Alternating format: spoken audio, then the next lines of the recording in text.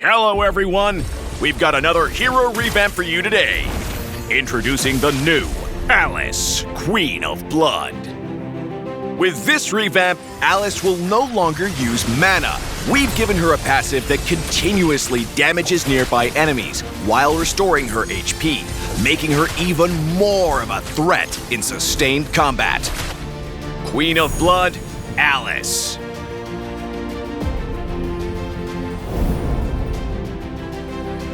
Passive, Crimson Blood Banquet. Alice's passive skill has been completely reworked. The new version now deals sustained damage and restores HP. When Alice's skills deal damage to minions, creeps, or enemy heroes, she gains 1 stack of Crimson. Upon reaching max stacks, Alice's passive will activate, dealing continuous damage to nearby enemies while restoring her HP.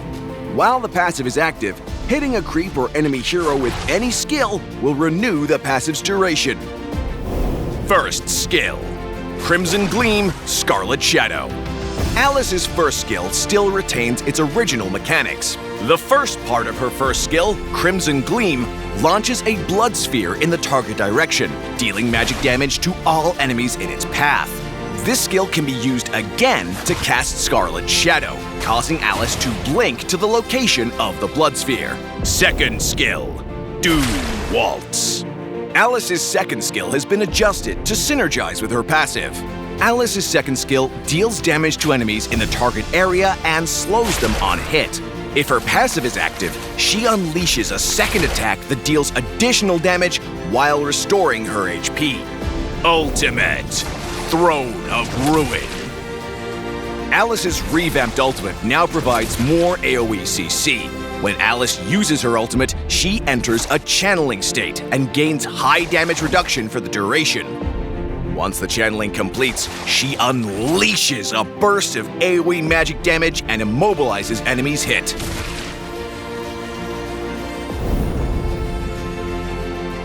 During the laning phase, use Alice's first skill to shoot her blood sphere at the enemy, then use the first skill again to blink on top of them.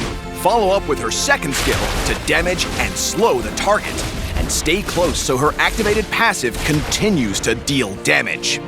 In teamfights, use Alice's first skill to blink into the enemy's back line, then follow up with her second skill to slow them, and unleash her ultimate for AoE magic damage and immobilizing. Once activated, Alice's passive skill grants her powerful sustained damage and self-healing, so stay close to enemies to keep refreshing the duration of its effect. Upgrade Alice's first skill at level 1, then prioritize leveling up her second skill, since it's her primary source of damage. While Alice is channeling her ultimate, she can use her first skill to reposition. Launch her blood sphere into the enemy with her first skill, then immediately activate her ultimate. While channeling, use the first skill again to blink to her blood sphere, bringing her ultimate on top of the enemy before they can react, and greatly boosting its effectiveness. For Jungler Alice, we recommend the Support Emblem with Agility, Seasoned Hunter, and Impure Rage talents. The Support Emblem's healing effect amplifies Alice's Blood Drain effect, while the cooldown reduction and movement speed will help her activate and maintain her passive, and Seasoned Hunter helps her with clearing creeps. Alice's sustained damage can easily trigger Impure Rage's effect, allowing her to consistently proc its percentage damage. Without mana, Alice will recover HP instead, adding to her survivability. For EXP lane Alice, we recommend the Tank Emblem with Agility, Festival of Blood, and Brave Smite talents. Festival of Blood and Brave Smite further amplify Alice's Blood Drain effect, maximizing her sustained combat potential.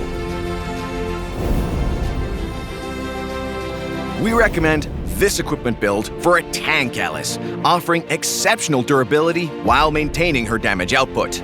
Clock of Destiny is Alice's core equipment, providing both damage and hybrid defense to greatly enhance her survivability. Grab Ice Queen Wand in the mid-game to slow targets with its effect so her passive can keep refreshing. Pick up Queen's Wings in the late game to enhance Alice's survivability and damage during late-game teamfights.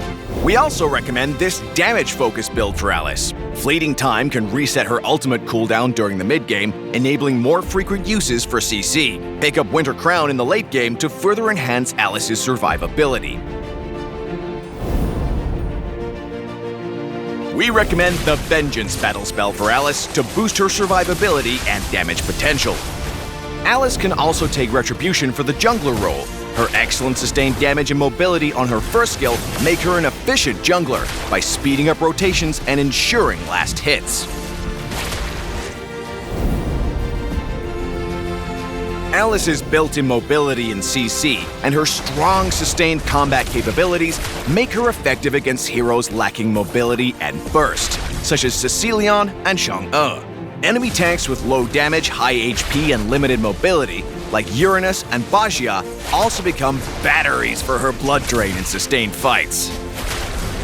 Alice's passive requires her to be close to the enemy, making her vulnerable to high mobility and ranged heroes such as Hayabusa, Granger, and Obsidia. Heroes that can give movement speed buffs, like Angela, Zutjin, and Rafaela, can help Alice stick to her targets after engaging. Alice's CC is somewhat unreliable in the early game, and she will struggle to keep her passive active, so avoid aggressive trading. Once Alice unlocks her ultimate at level 4, she will have access to strong AoE damage and CC, making her a pivotal force in small skirmishes over neutral objectives to secure early game advantages for her team. In mid to late game teamfights, Alice can bypass the enemy front line with her first skill and use her AoE damage and CC to eliminate the enemy's backline with her team. She can then use her slows and sustained damage to pin down and finish off the front line. Newly revamped Alice, the Queen of Blood, will be arriving September 17th. Get her for 30% off the first week. And until next time, we'll be seeing you in the Land of Dawn.